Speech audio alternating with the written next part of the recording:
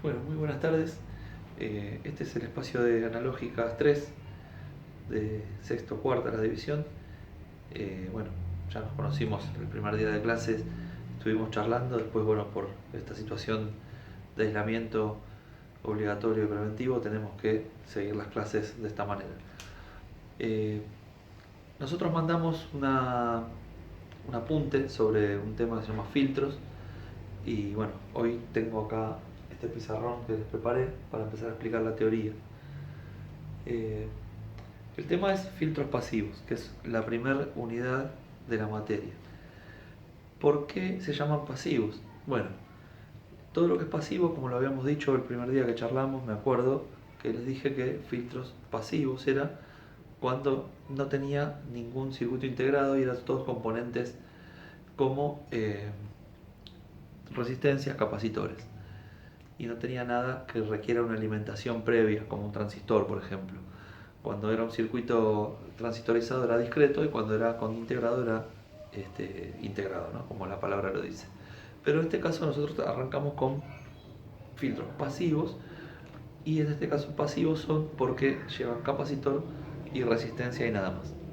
Vamos a ver acá en el pizarrón cómo funciona el capacitor para una señal de distintas frecuencias. Yo acá les marco una señal de baja frecuencia y una señal de alta frecuencia. Recuerdan que en cuarto tuvieron que haber visto señales en analógica y sabían lo que era una frecuencia, lo que era una amplitud y lo que era la longitud de onda y demás, parámetros de una señal. Acá nos vamos a manejar con la frecuencia y con la amplitud. Bueno, tenemos esta amplitud y tenemos esta frecuencia. Estos son los tres circuitos típicos del filtro pasivo. Es el pasa alto, es decir, deja pasar las frecuencias altas. El pasa bajo, solo pasan las frecuencias bajas. Y el pasa banda, solo pasa de las frecuencias altas y las bajas. Es una mezcla de ambos, pasa solo una porción de la señal que se llama banda de paso. Y va a ser una frecuencia que no es ni muy alta ni muy baja, regulada por el filtro. Obviamente la palabra filtro viene de que está tratando de dejar algo en su camino y dejar pasar lo que realmente le sirve.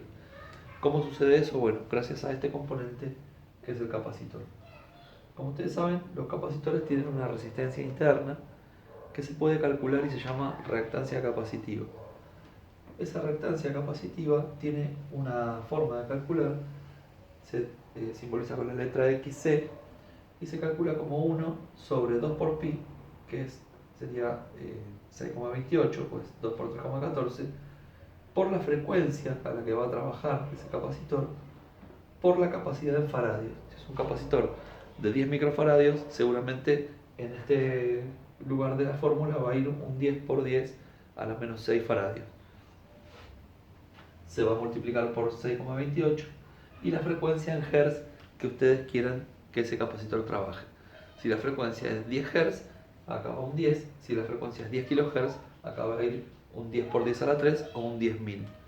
Ahora en el próximo video vamos a ver cómo calcular una reactancia capacitiva y nos vamos a meter de lleno en cada uno de los funcionamientos de los filtros, porque esto es fundamental para que entiendan por qué una señal queda en el camino y pasa una porción de ella en cada filtro. Y después vamos a ejercitar con cada uno de estos filtros un cálculo distinto para poder que ustedes vean cómo realmente trabaja el filtro y cómo da el resultado de la frecuencia deseada que uno quiere que ese filtro corte.